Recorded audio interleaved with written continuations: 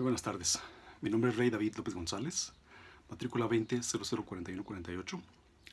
A continuación presento el reto 5, aplicación práctica de la norma a los contratos mercantiles internacionales, como parte de los contenidos del módulo Sociedades y Contratos Mercantiles de la Licenciatura en Derecho de la Universidad Virtual del Estado de Guanajuato, a cargo del asesor educativo, Dr. Alfredo Hernández Pérez. Se analiza el siguiente caso. El Hospital Caminemos Juntos, ubicado en España, celebró un contrato con el laboratorio Collins & Phillips, ubicado en Nueva Zelanda. El objeto del contrato fue la adquisición de una caja de material de uso quirúrgico, 10 camas de hospital, 5 máquinas de oxígeno y una caja de apósitos y banditas adhesivas que el laboratorio entregaría al hospital. Las negociaciones se hicieron mediante intercambio de correos electrónicos. El precio pactado de la mercancía fue por la cantidad de 2 millones de pesos y culminó en la firma electrónica del contrato el día 30 de enero de 2020.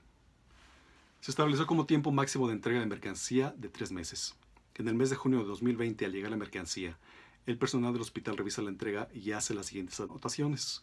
Se recibió una caja de material de uso quirúrgico, una caja de abetelenguas y aplicadores, 4 máquinas de oxígeno y el embalaje de 3 de las 10 camas de hospital estaban defectuosos. Inicio dando respuesta a 7 planteamientos. 1. Las partes celebran un contrato electrónico internacional entendido como aquellos acuerdos de voluntades celebrados mediante la utilización de medios electrónicos, telemáticos o informáticos que, sea en su conformación, desarrollo o extinción, poseen elementos extranjeros objetivamente relevantes desde la mira de un ordenamiento jurídico determinado. Scotty 2016. Arias Poe, en Scotty 2016, califica el contrato electrónico como aquella modalidad contractual que se caracteriza porque su formación y perfección se produce de modo electrónico u online, es decir, mediante la transmisión de datos a través de redes telemáticas. 2. El contrato se considera internacional porque, como lo aclara el Diccionario Panhispánico del Español Jurídico 2020, un contrato internacional es aquel que presenta vínculos con más de un ordenamiento jurídico. Además, la Convención de las Naciones Unidas sobre los Contratos de Compraventa Internacional de Mercaderías menciona que el carácter internacional de la transacción lo determina con exclusividad el hecho de que los establecimientos de las partes, comprador y vendedor, se encuentran localizados en diferentes estados. Galán 2004. Lo anterior es evidente al momento de que se habla que es un contrato contraído por dos organizaciones de diferentes países que, dicho sea de paso, tienen lazos importantes de colaboración en diferentes ámbitos. España mantiene relaciones diplomáticas con Nueva Zelanda desde el 28 de marzo de 1969. Desde 2010 se han firmado varios memorandos de entendimiento en materia de cooperación educativa.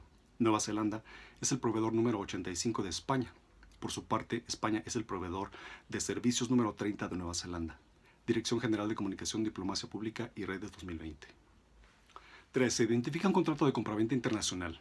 Se entiende por este concepto que se trata de un acuerdo entre operadores económicos que residen en países distintos y por el cual una parte, el vendedor, se compromete a entregar a la otra parte, el comprador, una mercadería en el lugar convenido, en el plazo determinado y al precio pactado. Carmen y Carmen 2012. El contrato pactado por el Hospital Caminemos Juntos y el laboratorio Collins & Phillips cumple con lo referido en esta definición. Con respecto a la forma en que se perfecciona el contrato, los mismos autores mencionan que esto sucede en cuanto la oferta es aceptada, lo cual sucedió mediante la firma electrónica del contrato. Vale la pena mencionar que la Convención sobre el Uso de Comunicaciones Electrónicas en Contratos Internacionales 2005 hace algunas precisiones que a continuación se detallan. Artículo 4. Definiciones. Por comunicación electrónica se entenderá toda comunicación que las partes hagan por medio de mensaje de datos. Por mensaje de datos se entenderá la información generada, enviada, recibida o archivada por medios electrónicos, magnéticos, ópticos o similares, como pudieran ser, entre otros, el intercambio electrónico de datos, el correo electrónico, el telegrama, el telex o el telefax. Artículo 8. Reconocimiento jurídico de las comunicaciones electrónicas. No se negará validez ni fuerza ejecutoria a una comunicación o un contrato por la sola razón de que sea comunicación o ese contrato esté en forma de comunicación electrónica. Artículo 9. Requisitos de forma. Cuando la ley requiera que una comunicación o un contrato sea firmado por una parte o prevea consecuencias en el caso de que no sea así, ese requisito se dará por cumplido respecto de la comunicación electrónica. Artículo 10. Tiempo y lugar de envío y recepción de las comunicaciones electrónicas. La comunicación electrónica se tendrá por expedida en el lugar en el que el iniciador tenga su establecimiento y por recibida en el lugar en el que el destinatario tenga el suyo, conforme se determine en función de lo dispuesto en el artículo 6, el cual habla de la ubicación de las partes. 4. Las obligaciones que corresponden a cada parte de la suscripción del contrato, de acuerdo a Carmen y Carmen 2012, son: obligaciones del vendedor. El vendedor está obligado a entregar las mercaderías, transmitir su propiedad y proporcionar cualquier documento relacionado con ellas en las condiciones que se establezcan en el contrato. El vendedor debe entregar la mercadería en la fecha o dentro del plazo que se haya estipulado en el contrato. En cualquier caso, dentro de un plazo razonable a partir de la fecha de la celebración del contrato. El vendedor debe entregar la mercadería en el lugar fijado en el contrato, en poder del primer porteador en caso de que el contrato implique transporte, en el lugar donde, en su caso, sean manufacturadas o producidas, y en los demás casos donde el vendedor tenga su establecimiento. Los documentos serán entregados en el momento, lugar y forma fijados en el contrato. Si el vendedor no cumple con las obligaciones que le afectan, el comprador podrá exigir la entrega de otras mercaderías en sustitución de aquellas, exigir la reparación de las mercaderías para subsanar la falta de conformidad y rebajar el precio o valor de las mercancías realmente entregadas. Obligaciones del comprador. El comprador debe pagar el precio de las mercaderías y recibirlas en las condiciones estipuladas en el contrato. El pago debe efectuarse en el lugar determinado en el contrato y, si no hay ningún otro determinado, este se hará en el establecimiento del vendedor. El comprador deberá pagar el precio en la fecha acordada sin que haya necesidad de requerimiento de ninguna otra formalidad por parte del vendedor. Si el comprador no cumple las obligaciones a las que está sujeto, el vendedor puede fijar un plazo suplementario de duración razonable para su cumplimiento. 5. Dado que las partes no señalaron legislación aplicable alguna, entonces recurrimos a que los contratos de esta naturaleza son generalmente regulados por la Comisión de las Naciones Unidas sobre los contratos de la compraventa internacional de mercaderías, Viena 1980, vigente desde enero de 1988, cuya finalidad es prever un régimen moderno, uniforme y equitativo para los contratos de compraventa internacional de mercaderías, por lo que contribuye notablemente a dar seguridad jurídica a los intercambios comerciales y a reducir los gastos de operaciones. Comisión de las Naciones Unidas para el Derecho Mercantil Internacional sin fecha. En su artículo 2 se establece que la presente convención regula exclusivamente la formación del contrato de compraventa y los derechos y obligaciones del vendedor y del comprador dimanantes de ese contrato. Comisión Nacional de las Naciones Unidas para el Derecho Mercantil Internacional, 1980. No podríamos esperar la aplicación de los principios UNIDROIT, que establecen reglas generales aplicables a los contratos mercantiles internacionales, puesto que las partes del contrato no decidieron que estos principios o principios generales de derecho o la lex mercatoria regularan su contrato. Trade Lex 2019.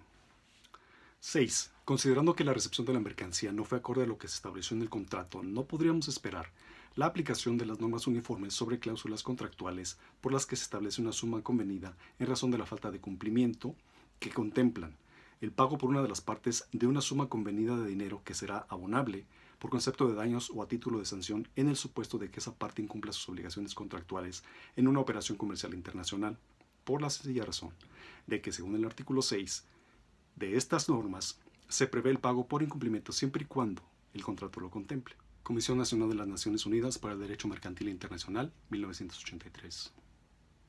Por lo anterior, lo conducente será notificar al laboratorio Collins & Phillips de las inconformidades y solicitar el cabal cumplimiento de lo estipulado en el contrato inicial.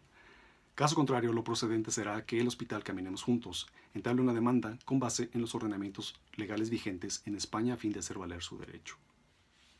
7. La opción a criterio de quien suscribe es que el comprador declare resuelto el contrato si el incumplimiento por el vendedor de alguna parte del contrato constituye un incumplimiento esencial de este. Si el vendedor no entrega o declara que no entregará la mercancía en el plazo fijado en el contrato ni en el suplementario que pueda concederle el comprador, de acuerdo a Carmen y Carmen 2012.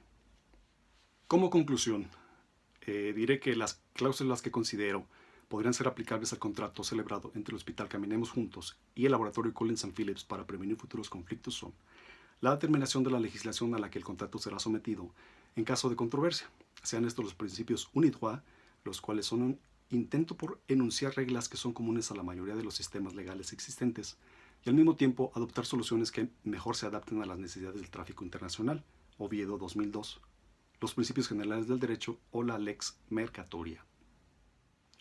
Otra muy importante es definir las sanciones en caso de incumplimiento parcial o total de los acuerdos establecidos en el contrato. Por otro lado, la redacción del contrato se debe realizar con base en los Incoterms, dado que estos son globales en su alcance y universales, proveen de claridad y previsibilidad a los negocios. International Chamber of Commerce, 2020. De lo anteriormente expuesto, algo es claro, y citando a Thibault en Sánchez 2003, si no hay unificación de ordenamientos, entonces aparecerá la terrible y odiosa práctica de los conflictos de leyes. Por su atención, muchas gracias.